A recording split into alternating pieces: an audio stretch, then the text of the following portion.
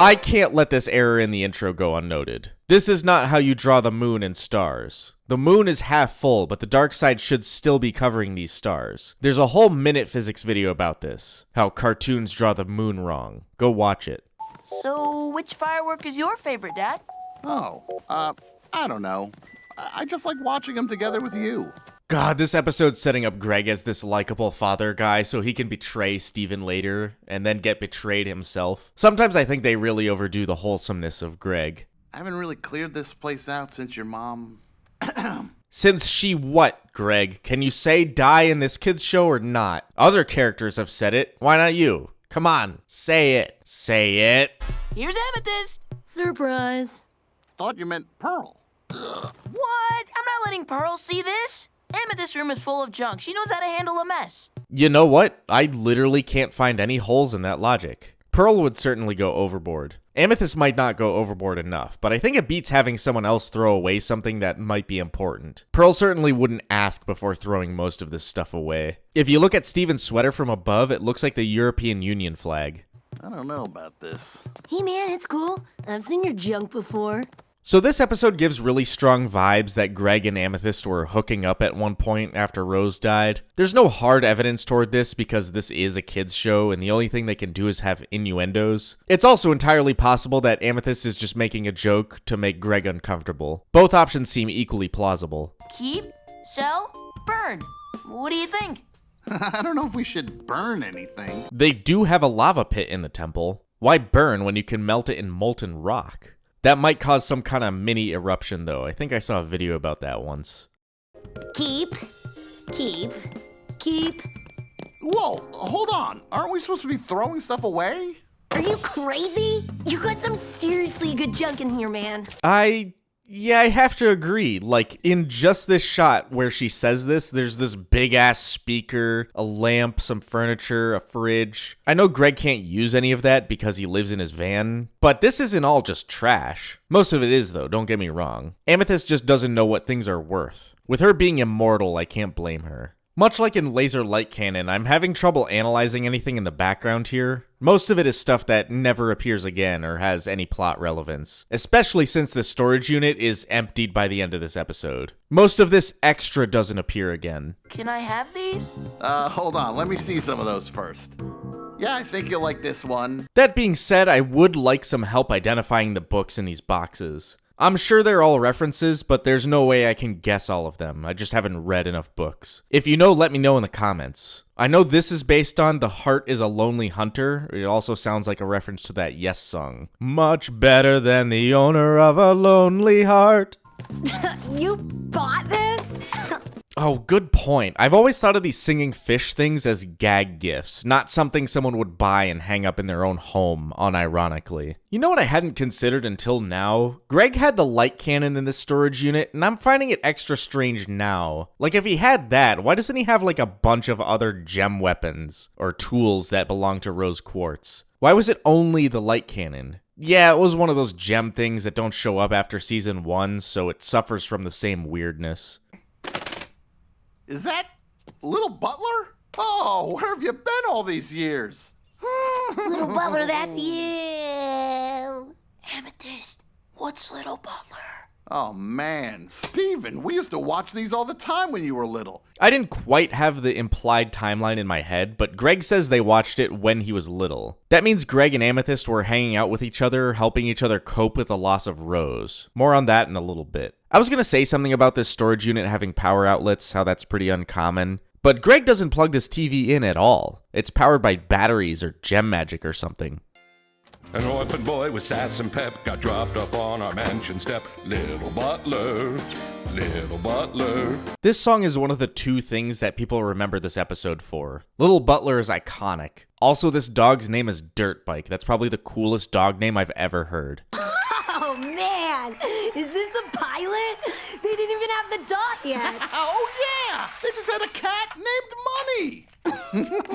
Money is also a fantastic cat name. I'm naming a cat Money at some point. Am I crazy, or are Steven and Petey way too big in this shot? Like, let's look at a previous episode. In Future Vision, Steven's chin just comes up to the counter, and Petey is about the same height. I've said it before, but this show has a problem with scale. It shows up more and more in later seasons. And I'll have some really good opportunities to point it out and explain why it happens in the first place. Long story short, this show never had reference sheets with character heights. Wait, I'm actually going insane. As I'm editing this, I realize that Steven isn't even the same height between shots. I don't know how that one happens. That's just sloppy storyboarding, I think. That's when the uptight neighbors, the Richingtons, move next door.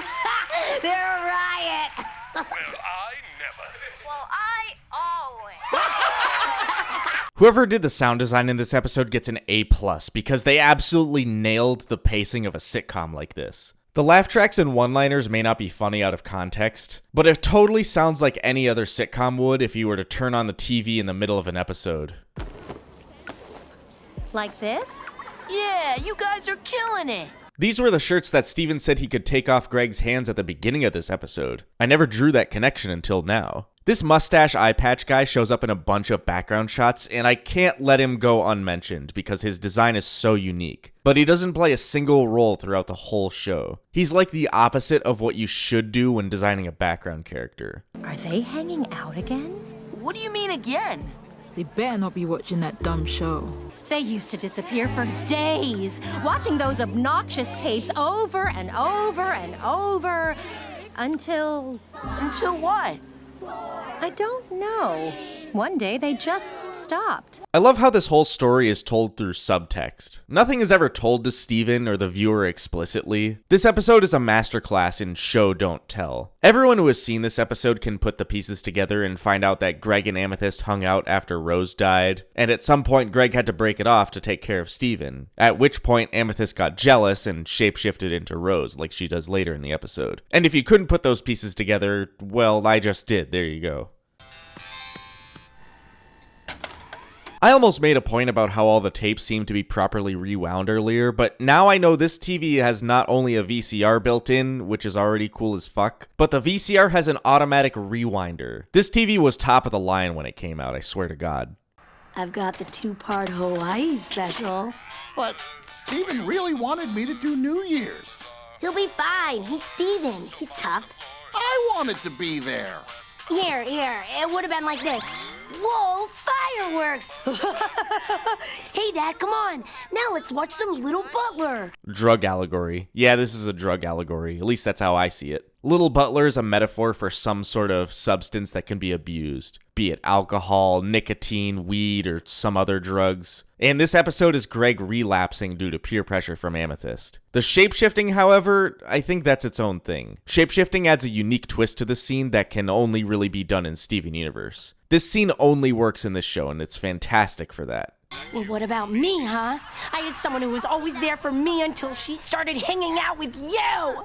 Don't do this, Amethyst. Seriously. I bet you'd stay for her. You wouldn't. What? Do this?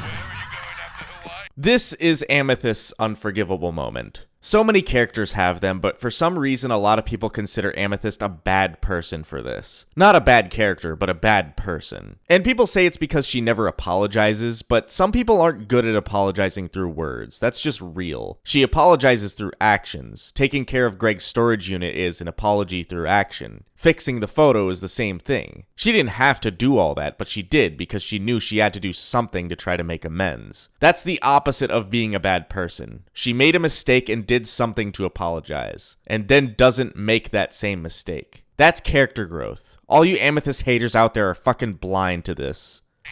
Hey, Greg. Turn around. Check it out. I know you're doing it.